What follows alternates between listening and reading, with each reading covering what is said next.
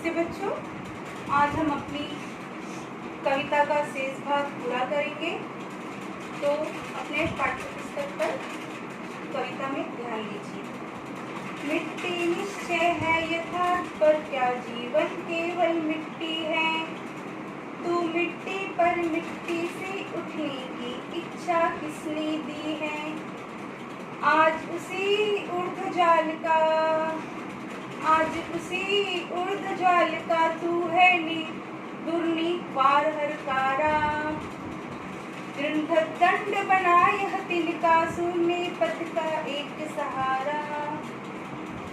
तो बच्चों, प्रस्तुत पंक्ति में हमारे कवि अज्ञे जी यह प्रश्न कर रहे हैं कि मिट्टी जो है वो वास्तविकता है, सच्चाई है, पर क्या ये जीवन केवल मिट्टी ही है?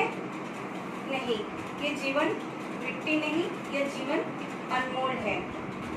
और चलो मान लिया कि हे मनुष्य, तू मिट्टी है, पर मिट्टी से ऊपर उठने की इच्छा तुम्हारे भीतर किसने पैदा की है।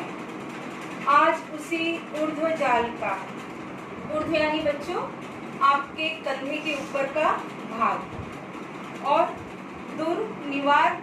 दुर्निवार यानी जिसका निवारण करना कठिन हो।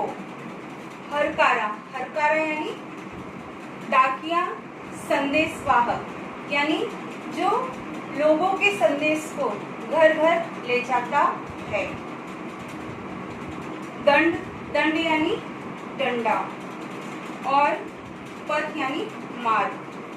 तो यहाँ पे कवि कह रहे हैं कि यह जो हारिल पंछी है वह मस्तिष्क के मशाल का वह संदेशवाहक बन गया है, और यह जो तिनका है हारिल का वह एक झंडे में लगे डंडे के समान है, जो उसके सूने पथ का एक सहारा है। तो जिस तरह से हारिल को मस्तिष्क की मशाल का संदेशवाहक कहा है और उसके तिनके को ध्वज में लगा हुआ डंडा कहा है, और यही डंडा जो है हारिल के सूने पथ का सहारा है।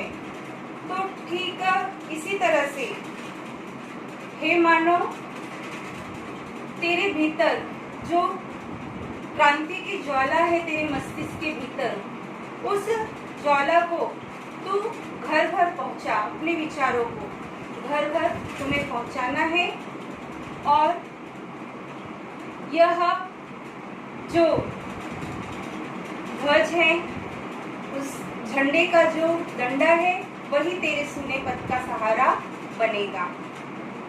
मिट्टी से जो छीन लिया है वह तज देना धर्म नहीं है। तजना यानी त्याग करना। जीवन साधना की अवहेला कर्मवीर का कर्म नहीं है। अवहेला यानी उपेक्षा करना।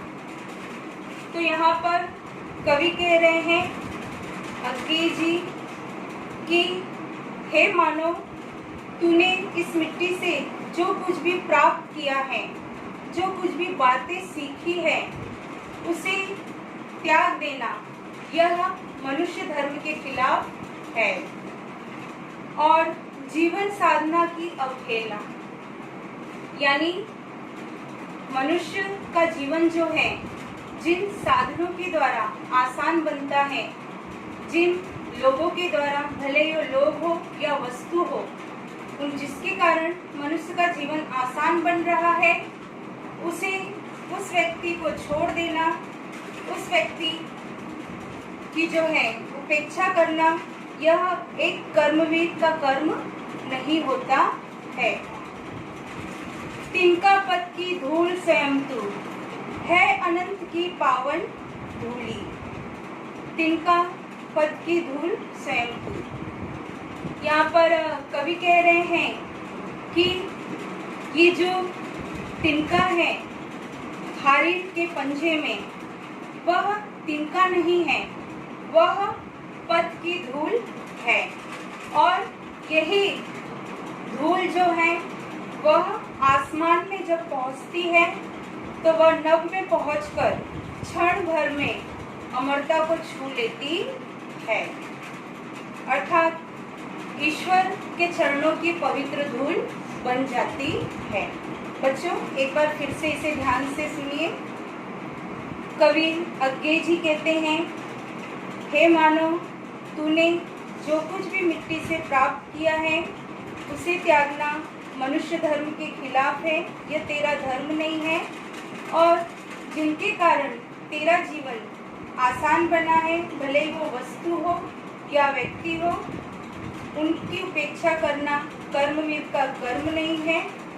और हारिल के हाथ में जो तिनका है वह पद की धूल के समान है, और यही हारिल के द्वारा जो पद की धूल है वह जब आसमान में पहुंचती है तो वह ईश्वर के चरणों की पवित्र धूल बन जाती है और वह अमर तत्व को प्राप्त कर लेती है। उषा जाग उठी प्राची में आवाहन, यह नूतन दिन का आवाहन करना यानी पुकारना। यहाँ पे फिर से कवि कहते हैं कि हे मानो, प्राची दिशा में प्रातः हो गई है, यानी पूर्व दिशा में सूर्योदय हो गया है, यह नया दिन तुझे पुकार रहा है।